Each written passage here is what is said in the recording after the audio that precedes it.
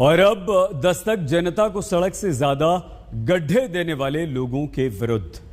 आप road tax देते हैं, आप टोल टैक्स देते हैं, लेकिन इतना कुछ देने के बाद भी अगर हाईवे चाहे स्टेट का हो या नेशनल, अगर कुछ किलोमीटर के दायरे में सैकड़ों गड्ढे आपको दिखें तो क्यों न दस्तक देकर पूछा जाए कि गड्ढे देने वालों पर कार्रवाई का कानून क्यों नहीं बनता।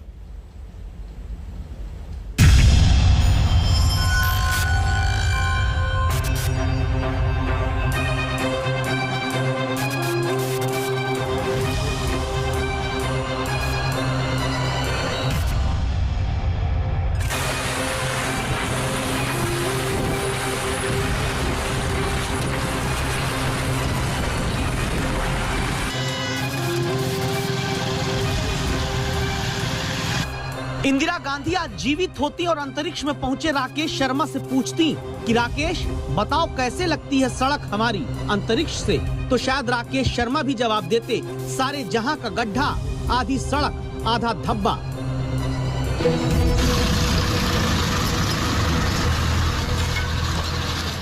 यह आसमानी तस्वीर खास आपके लिए हमने इसलिए कैद की है ताकि मध्य प्रदेश के उस नेशनल हाईवे के हवाई दर्शन आप और सरकारी एजेंसियां जरूर करें, जहां दावा है नेशनल हाईवे के 130 किलोमीटर के सफर में 500 से ज्यादा छोटे बड़े गड्ढे हैं। इतने गड्ढे कि अब जरा यहां आते ट्रक की आवाज को सुनिएगा।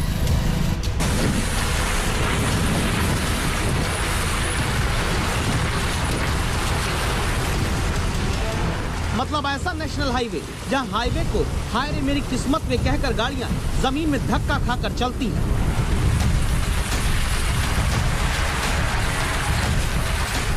मध्य प्रदेश के उज्जैन में देश के पश्चिमी हिस्से को भारत के उत्तरी हिस्से से जोड़ने वाला यह ऐसा हाईवे है जहां गाड़ी में बैठे आदमी की हड्डियां कीर्तन करने लग जाएं। गाड़ी का नट बोल्ट तक हिलता है वो अलग बात। जरा यहां से गुजरने वाले नागरिकों की बात सुनिए।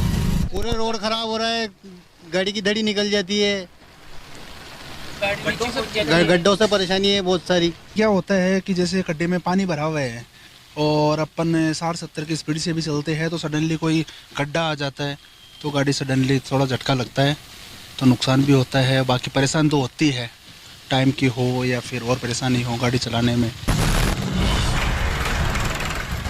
जनता गाड़ी खरीदती है, रोड टैक्स भरती है।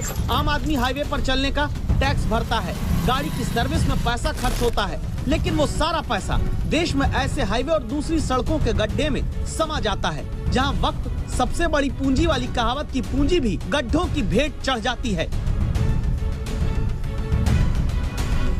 मॉनसून के इस महीने में मध्य प्रदेश की राजधानी भोपाल की सड़कें हो या फिर स्टेट हाईवे या नेशनल हाईवे हो, सब जगह तस्वीर एक सी है।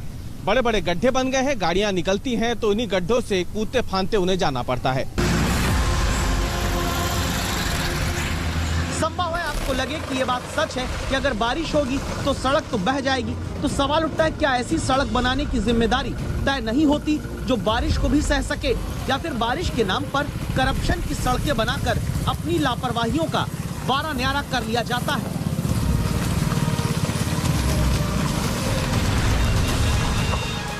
इस सवाल के जवाब तक हम आपको ले चलेंगे। पहले ये जान लीजिए कि कैलिफोर्निया में 2011 में सड़क में गड्ढे के कारण एक साइकिल सवार को चोट आई। तब कैलिफोर्निया प्रशासन को 22 करोड़ रुपए का मुआवजा साइकिल सवार को देना पड़ा था।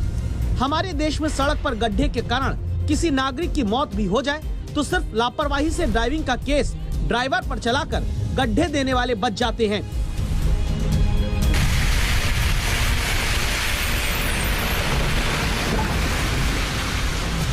यही कारण है कि उज्जैन की सड़क को जो पहले स्टेट हाईवे थी फिर नेशनल हाईवे बनी, वहाँ एक ट्रक ड्राइवर अपना नुकसान हाईवे के गड्ढे के कारण होने के बाद खुद ही गड्ढा भरने लगा। हमारा तो नुकसान हो गया, किसी और भाई का नुकसान नहीं हुआ। सरकार से क्या कहना चाहेंगे आप इस गड्ढे के बारे में? सरकार से हम यही कहना चाहेंगे, गड्ढे बहुत भारी हो रहे हैं, नुकसान पे नुकसान हो रहा है गाड़ी वालों का। पीछे भी मैंने देखा 2-3 गाड़ी ऐसे गड्ढे में पड़ के नुकसान करके बहुत है। भारत में सड़क के गड्ढों के कारण रोज लगभग 10 नागरिकों की जान चली जाती है। सवाल उठता है क्या बारिश झेलने लायक सड़कें बनाने का नियम नहीं?